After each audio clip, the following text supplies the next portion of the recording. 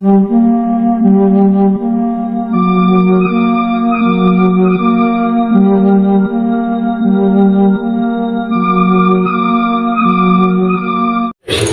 Sambernyawa guys adalah sebuah julukan yang diberikan oleh Nicholas Harting. Pangeran Sambernyawa sendiri guys mempunyai nama asli yaitu Raden Mas Said. Raden Mas Said ini adalah seorang pahlawan nasional Indonesia yang berjuang melawan penjajah Belanda. Sedangkan Nicholas Harting adalah seorang perwakilan VOC Belanda. Nama julukan Pangeran Sambernyawa ini berasal dari kata samber yang berarti menyerang dan nyawa yang berarti jiwa. Kemudian Pangeran Sambernyawa ini memiliki arti pangeran yang menyerang jiwa musuh-musuhnya dengan keberanian dan kegigihan. Raden Mas Said lahir di Kartasura pada tanggal 7 April tahun 1725 dari pasangan Pangeran Arya Mangkunegara dan Raden Ayu Wulan. Ayahnya adalah putra tertua dari Sunan Amangkurat IV, yaitu Raja Mataram ke-8. Namun ayahnya ini dibuang ke Sri Lanka oleh VOC karena sikapnya yang anti Belanda. Raden Mas Said kemudian diasuh oleh neneknya yaitu Raden Ajeng Sumanarsa. Perjuangan Raden Mas Said dimulai ketika ia bergabung dengan pemberontakan di Kartasura pada tanggal 30 Juni tahun 1742 yang dipimpin oleh Raden Mas Garendi alias Sunan Kuning. Pemberontakan ini terjadi karena ketidakpuasan rakyat Mataram terhadap Pakubuwono II, yaitu Raja Mataram yang tunduk kepada VOC. Raden Mas Said ini kemudian diangkat sebagai panglima perang dengan gelar Pangeran Perang Wedana Pamot Besur. Ia menikah dengan Raden Ayu Kusuma Patahhati.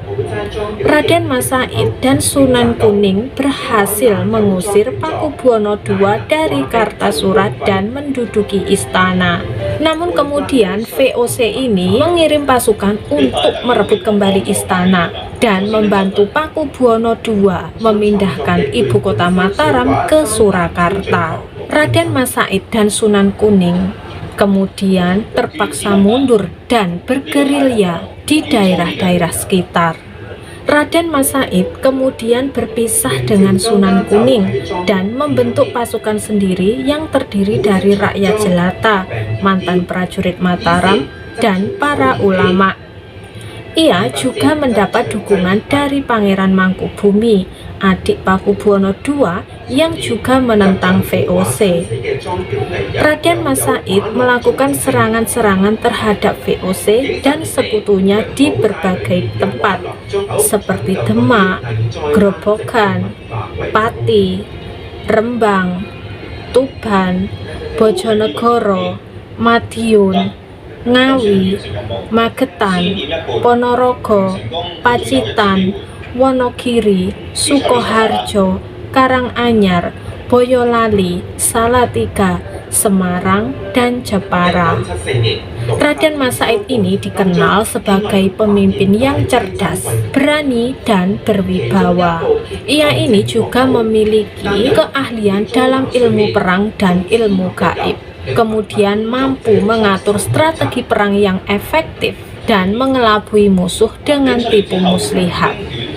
Ia juga mampu membangkitkan semangat juang rakyatnya dengan pidato-pidato yang menggugah hati. Ia seringkali berhasil lolos dari kepungan musuh dengan bantuan ilmu gaibnya. Salah satu kisah heroik Pangeran Sambernyawa adalah ketika ia berhasil mengecoh VOC dengan menyamar sebagai pengantin wanita. Pada tahun 1756, VOC mengetahui bahwa Raden Mas Said ini berada di daerah Ngawi dan mengirim pasukan untuk mengepungnya. Raden Mas Said ini menyadari bahwa ia tidak bisa melawan pasukan VOC yang lebih besar dan lebih kuat. Ia pun memutuskan untuk menyamar sebagai pengantin wanita yang akan dinikahkan dengan salah satu pengikutnya.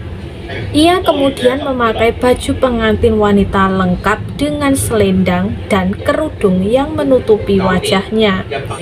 Ia juga memakai perhiasan-perhiasan emas dan permata yang sebenarnya adalah senjata-senjata tajam yang disembunyikan.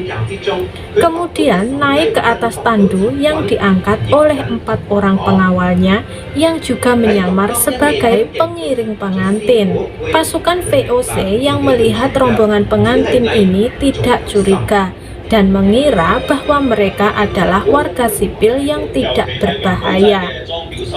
Mereka pun membiarkan rombongan pengantin itu melewati barisan mereka tanpa menghalangi atau memeriksa. Selain berhasil lolos dari kepungan musuh, Raden Mas Said dan pengikutnya ini segera mengganti pakaian dan melarikan diri ke tempat yang lebih aman. Perjuangan Raden Mas Said ini berakhir pada tahun 1757 ketika ia mendatangi perjanjian Salatiga dengan VOC. Perjanjian itu berisi tentang pengakuan Raden Mas Said sebagai penguasa Kadipaten Mangkunegara dengan gelar Mangkunegara I. Ia juga mendapat wilayah kekuasaan yang meliputi sebagian Surakarta, Karanganyar, Sragen, Ngawi, Magetan, Ponorogo, Pacitan, dan Wonogiri. Kemudian juga mendapat hak untuk memiliki pasukan sendiri yang disebut prajurit sepuh. Meskipun telah berdamai dengan VOC, Mangkunegara I tetap menjaga semangat perjuangan dan kemandirian rakyatnya. Ia membangun istana Mangkunegaraan yang megah dan indah di Surakarta.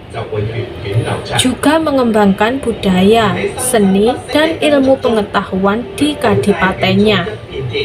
Ia juga menciptakan tari-tarian, wayang, musik, sastra, dan seni bela diri yang khas.